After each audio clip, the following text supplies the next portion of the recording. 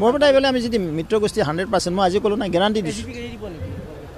কাক এৰি দিয়ে আমিয়ে খেলোঁ নে তেওঁলোকে খেলে কেনেকৈ ক'ব আপুনি হোৱা নাই নহয় এতিয়া সেইবিলাক ক'ব চাওক বিভিন্নজনে যোগদান কাৰণে আমাৰ লগত যোগাযোগ ৰাখি আছে তো আমি কিমানক যোগদান কৰিব পাৰোঁ সেইটোহে ডাঙৰ কথা